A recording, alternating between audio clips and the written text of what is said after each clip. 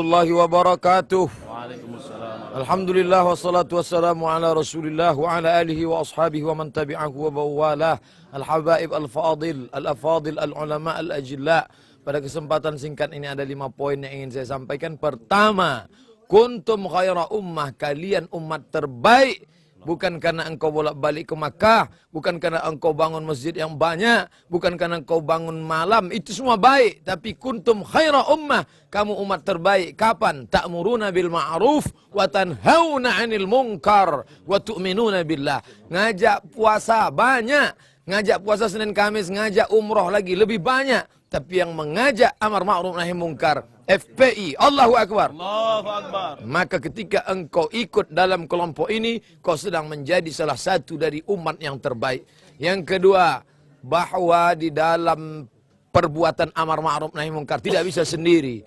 Satu batang lidi tidak bisa buat apa-apa. Tapi ketika batang-batang ini disatukan, diikat, maka dia akan bisa banyak berbuat. Alaikum bil jamaah, maka hendaklah engkau berjamaah. Iyakum wal furqah, jangan sampai berpecah belah. Ingat, tetap berjamaah. Ingat, serigala, harimau, macan, singa hanya akan menerkam kambing-kambing yang memisahkan diri dari jamaah. Maka tetap berjamaah. Berjamaah dalam amar ma'ruf nahi munkar. Berjamaah dalam solat penting, selesai salam bubar. Berjamaah dalam i'tikaf penting, terbit matahari selesai. Tapi berjamaah dalam amar ma'ruf nahi munkar, hanya kematian yang memisahkan kita. Allahu Akbar. Yang ketiga, ingat, dalam perjalanan ini ada sahabat yang memang sudah ikut bersama kita, dan ada musuh. Jelas, ini kawan, itu musuh. Tapi ingat, ada dia menggunting dalam lipatan, menjegal kawan seiring, menikam dari belakang, musuh dalam selimut, sampai satu surat untuk dia. Siapa dia? Innal munafiqin fid darkil asfali minan nar. Kenali sifatnya, pahami dia dengan baik. Kalau bisa ajak dia, tapi kalau tidak, innahu la yadri annahu la yadri, fatrukhu, tinggalkan dia, karena dia hanya akan merusak kita dari dalam. Yang keempat, bahwa ini adalah amal. Beramal, berzikir, bertasbih, orang tidak marah. Tapi ketika kau lakukan amal ini, orang akan marah. Tidak ada yang marah kepada Sayyidina wa Maulana Muhammad sallallahu alaihi wasallam. Abu Lahab tidak marah kepada dia. Tapi kalau sudah dilarang kepentingan mereka, ingat, ketika itulah mereka mulai marah karena kepentingan terganggu. Maka mereka akan mengamuk. Mereka ajak, kau tidak mau. Mereka tawarkan materi, kau tolak. Nyawamu akan mereka hilangkan.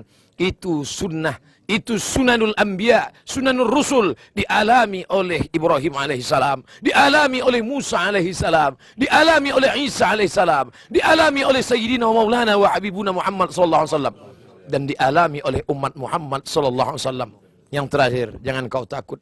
Innalah mudrakun. Apa kata Bani Israel? Innalah mudrakun. Kita akan tertangkap. Di depan Laut Merah, di belakang ada musuh. Apa kata Musa? Kalla, sekali-kali tidak.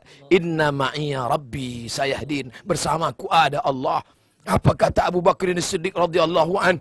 Aku takut ya Rasulullah, andai mereka salah satu dari kafir Quraisy melihat ke bawah, mereka akan melihat. Apa kata Nabi SAW? La tahzan. Jangan takut, jangan cemas, jangan takut. Innallaha ma'ana. Allah bersama dengan kita. Mengapa beda jawaban Nabi Muhammad dengan jawaban Musa alaihissalam? Nabi berkata, Innallaha ma'ana. Innallaha ma'ana. Karena Abu Bakar tidak menakut-nakuti. Dia ketakutan. Orang yang ketakutan harus kita rangkul. Innallaha ma'ana. Tapi kalau ada dia yang menakut-nakuti, nanti kita tertangkap. Nanti kau ditangkap. Kalla, tidak.